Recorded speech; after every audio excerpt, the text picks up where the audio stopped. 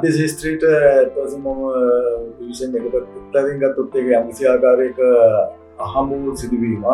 මොකද මගේ ජීවිතේ උදාහරණ අර නියමානුකූල තත්ත්වයන් වලට වඩා අහඹු සිදුවීම් වලින් තමයි ඊටවසේම නියමානුකූල තත්ත්වයන් සකස් වෙලා තියෙන්නේ. මම බක්කලාවට උනන්දුනේ ඊටවසේම පාසල් සස්පෙල සමයේ යම උනන්දු තිබුණේ සමාජ දේශපාලන දාර්ශනික පැත්තෙන් අධ්‍යාපනය ලබන්නයි. නමුත් කොහොමත් මට ශිෂ්‍යත්වය ලැබෙන්නේ මොස්කෝ රාජ්‍ය විශ්වවිද්‍යාලයේ ජනමාධ්‍ය ශාස්ත්‍රය සම්බන්ධයෙන්. ඒ වුණත් ඒකත් අපි උපාධියක් විදිහට හදාරමින් ඊට පසුව මම හිතන්නේ මගේ ජීවිතයේ වැදගත්ම ආශාවක් හා උවමනාවක් විදිහට තිබිච්ච දර්ශනය විෂය කිරීමට තිබිච්ච උවමනාව නිසාම මම මොස්කෝ රාජ්‍ය විශ්වවිද්‍යාලයේ දර්ශනය පීඨයෙන් දර්ශනවාදය පිළිබඳ ශාස්ත්‍රපති උපාධියක් ලබා ගත්තා. ඒ වගේම මම හිතන්නේ ඒක ඉතාමත් වැදගත් සම්දිස්ථානයක් බවට පත් වුණා මගේ ජීවිතේත්. ඒ වගේම මගේ සමාජ ප්‍රශ්න විග්‍රහ කිරීමේ මන්දරය ලබා ගැනීම සඳහා මාධ්‍ය අධ්‍යාපනය වගේම දාර්ශනික අධ්‍යාපනය එකට ඒකාබද්ධ කරමින් යම්කිසි ආකාරයක නව මාදිලියක් වර්ධනය කරන්න ඕනෑ කියන අදහස ගොක්කලාවට මගේ හිතේ තිබුණ දෙයක්. ඉගෙන ගැනීමේ කාල අතරතුර ඇතිවෙච්ච කාරණයක්. මොකද මාධ්‍ය හුඟක් වෙලාවට අපේ රටේ ගත්තත් අපි දන්නවා හුඟක් වෙලාවට මේ මාධ්‍ය යම්කිසි ආකාරයෙන් බොහෝ පුෂ්ටිය සහ බොහෝ මතුපිට කරුණු අරබයා ඉදිරිපත් කරන කාරණයක් බවට පත් වෙලා තිබුණා. ඒ වගේම ඉතාමත්ම සරලමතික දේවල් ඉදිරිපත් කරනවා. ඊට වඩා ගැඹුරට යා යුතුයි කියන අදහසක් වගේ තිබුණා. ඒ සඳහා මම හිතන්නේ ඊට පරිවාරීය විෂයන් වන විශේෂයෙන් ආර්ථිකය, ඒ වගේම දේශපාලන ආර්ථික විද්‍යාව, ඒ වගේම දර්ශනවාදය, සංස්කෘතික වේදය ආදී දේවල් අධ්‍යයනය කරන්න ඕනේ. මේවත් එක මට ඉතාල පිටුමහලක් වුණා දර්ශනය ඇදහිීමේදී මේ මාධ්‍ය විෂය ශාස්ත්‍රය පෝෂණය කිරීම සඳහා විශේෂයෙන්ම ලංකාවේ මාධ්‍ය අධ්‍යාපනය තුළ ඉගෙන අපි 90 දශකයේ අවසානයේ වගේ පැමිණට පසුවත් අපේ රටේ එතවරගත් ක්‍රියාත්මක වුණේ මම හිතන්නේ බොහොම 60 ගණන් වල 70 ගණන් වල තිබිච්ච මාධ්‍ය අධ්‍යාපනයක් ක්‍රියාත්මක වුණේ. ඒ නිසා ඒක මූලික වශයෙන් වෙනස් වෙන්න ඕනේ කියන අදහසක් තිබුණා. ඒකත් එක්ක තමයි මේ මාධ්‍ය වෘත්තීයට කියන එකටත් වඩා මේ මාධ්‍ය අධ්‍යයන ශාස්ත්‍රයේ විශේෂයෙන්ම පරිෂ්ඨ වෙන්නේ.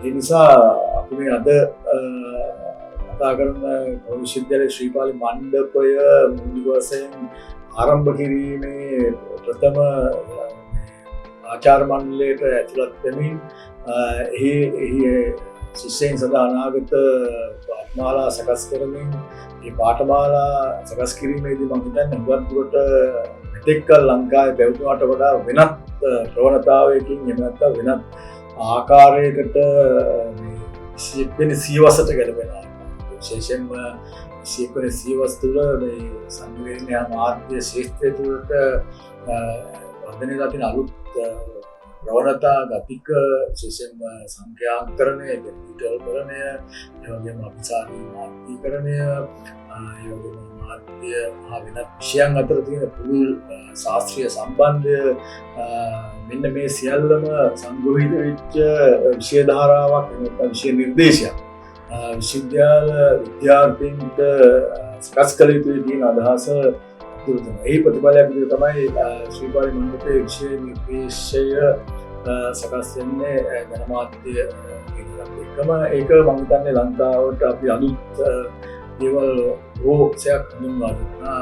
විශේෂ ප්‍රවණතාවෙන් වගේම ඒ වගේම විශේෂ අදාළ නව පාරිභාෂික පදමාලා සංකල්ප ඒ වගේම න්‍යායික ස්ථානයන් ඉදිරිපත් කරමින් වර්තමානයේ දේශීය වශයෙන් ඒ වගේම ගෝලීය වශයෙන් මතුවලා තියෙන මේ ශාස්ත්‍රයේ නව ගතික හා ප්‍රවණතා සංකල්පීකරණය කිරීම න්‍යායීකරණයට අවශ්‍ය කරන පසුබිමක් යම්කිසි ආකාරයක සම්ප්‍රදායක් නිර්මාණය කිරීමට හැකියි. මම හිතන්නේ මේක අපේ මාධ්‍ය අධ්‍යාපන ජීවිතයේ මම හිතනවා වැදගත් සම්දිස්ථානයක්. මම හිතන්නේ මගේ ජීවිතයේ මාධ්‍ය අධ්‍යාපනය විතරක් නෙවෙයි ඒක අපේ නාට්‍ය මාධ්‍ය අධ්‍යාපනය යම්කිසි ආකාරයකට වෙනතකට යොමු කිරීම සඳහා අවශ්‍ය කරන පදනමක් න්‍යායික හා සංකල්පීය රාමුවක් නිර්මාණය කිරීමක් සිදුවලාගෙන විශේෂයෙන්ම මාධ්‍ය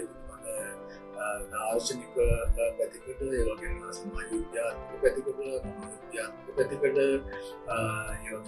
දේශපාලනික පැතිකට ආදී මේ සියල්ල කරා විසිරලා ගිය මේ පරාසයක් මේ මාධ්‍ය ශ්‍රීබාලි මණ්ඩපේ මාධ්‍ය දේශය මගින් මම හිතන්නේ විශ්වවිද්‍යාල ප්‍රජාවට මාධ්‍ය ආසක්තිය ගන්න පොදුවේ ලංකාවේ මාධ්‍ය සංස්කෘතියේ නව තත්ත්වයක් ඇති කිරීම සඳහා එක දායක වුණා කියන එකයි මගේ අදහස.